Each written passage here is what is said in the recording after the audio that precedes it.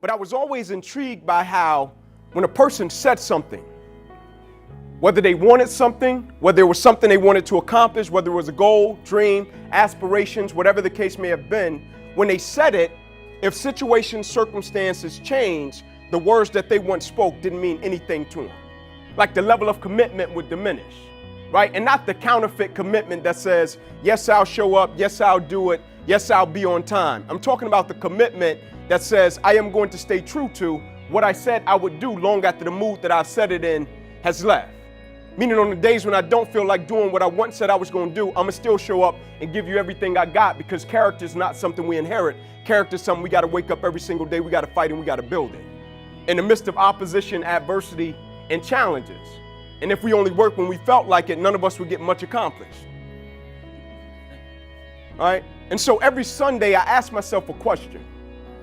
A couple of questions, actually. And the questions that I pose to myself is, if this was the last week of your life, how would you live it? If this was the last week I had with my wife and my 2 children, how would I treat them? If this was the last week I had to do the work that I've been blessed to be able to do, how would I go about it? And the reason that I live my life that way is because September 9th, 2006, I had been working for something from 7 to 20 years old, and I became extremely close to it. This dream to go to the NFL, institution, National Football League, which I would soon find out it didn't stand for just National Football League. It also stood for not for long, right? And so I got to a point to where I was 10 games away from making it happen. This NFL dream, becoming a multimillionaire, helping my family, grew up inner city Atlanta, 2-bedroom home, 14 people. Mother had me at 16 years old, worked a double shift at Wendy's from the time I was a kid until I was a freshman in college. And so it meant everything to me. And in one moment, in one play, doing something that I did every single day, and it was never work to me. Like football was recreation every day of my life. Like I never experienced a hard day of football in my life. It was football to me, right? I started playing football in the street. Like I never thought about you could work and give everything you got to something, and you can hit one moment of opposition, adversity, and a challenge, and everything that you once worked for could disappear overnight. And not only disappear, but you can wake up the next day and your life will change.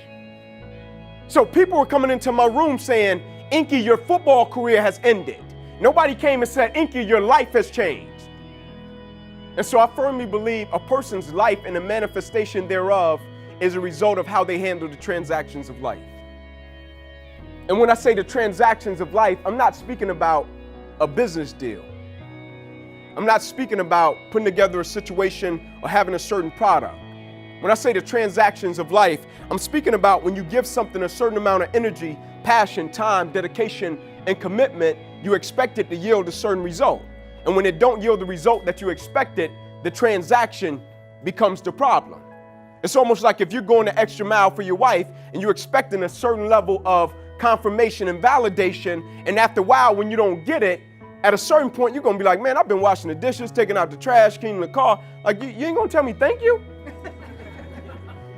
Like the transaction gonna become the problem, right? It's like when a person comes to work or in their careers and they're trying to like get in with somebody, and so they're doing all the right things, saying all the right things, and they're seeking a certain level of validation, and when they don't get it, it starts to alter their performance. It's like an athlete, he gets on a team and he's third string and he wants to become a starter, and he may even have the talent to become a starter. And so he starts trying to go the extra mile, do certain things, stop by the coach's office, but the intentions aren't right. He's doing it because he wants to become a starter, but he's not putting himself in a position to where he's becoming undeniable, to where he has to get played. Because of his effort, his dedication, his commitment, and the way he applies himself to the game. And so he has to get played. But he's taking the route of, I'm going to just put myself in a position so I can get a certain level of validation, and hopefully he sees it. But if he doesn't seize it and acknowledge it, I'm not going to give him everything I got because he didn't give me the validation that I expected. And so now the question became, could I be committed to the process of what I was doing without being emotionally attached to the results of what I was doing? In other words, if I didn't get what I was expecting to get, can I still show up and act as if it's day one and give you everything I got? If the situation didn't turn out the way that I thought it would turn out? Can I still take the situation, embrace it, and figure out a way to add value to every person's life that I come in contact with and every environment that I go into? The transaction, right? When I don't get what I'm supposed to get, when I start questioning my purpose and if this is what I'm really supposed to do, and your wife says to you, "You sure?" And so I'm the type of person, and I'm sure a lot of you guys are this way.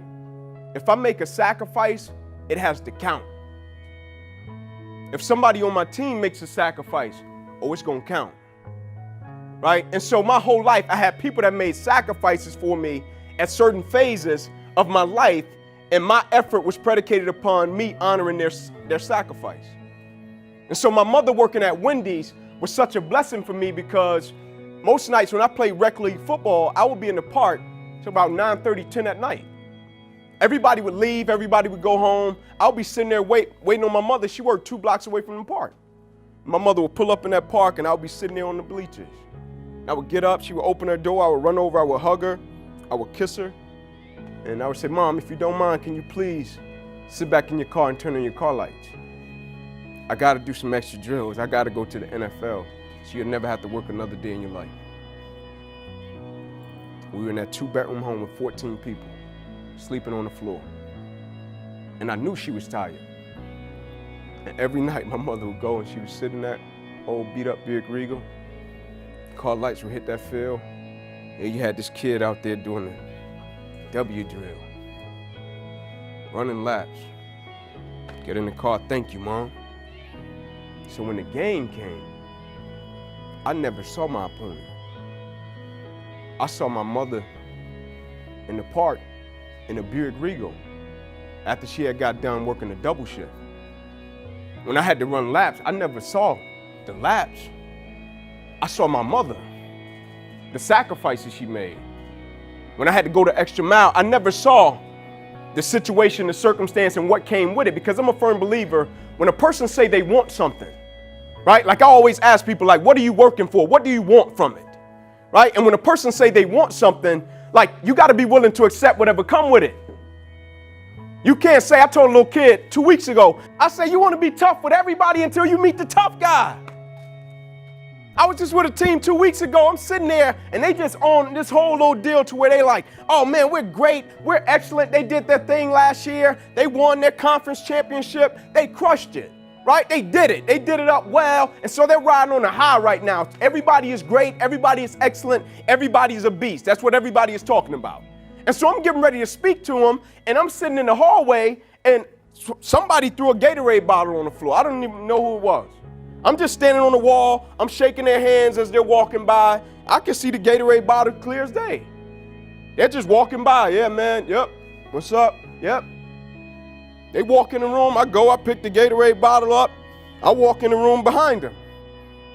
And everybody that came by me, they was like, "Hey, Ink, you want me to throw that Gatorade bottle away?" I'm like, "No, I'm good. I'm about to use this." And so everybody is looking at me as I'm standing up. They're like, "Why you got a Gatorade bottle in his hand?"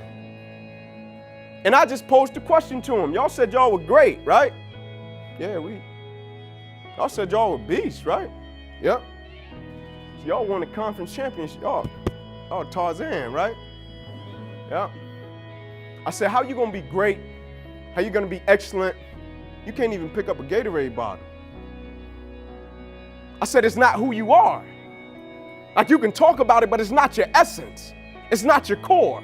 Because when something is a person's core, they approach every facet and every phase of it like, this is me. This is a representation of who I am and my lineage. Like, everything I touch, I just firmly believe it's supposed to be made better as a result of my presence.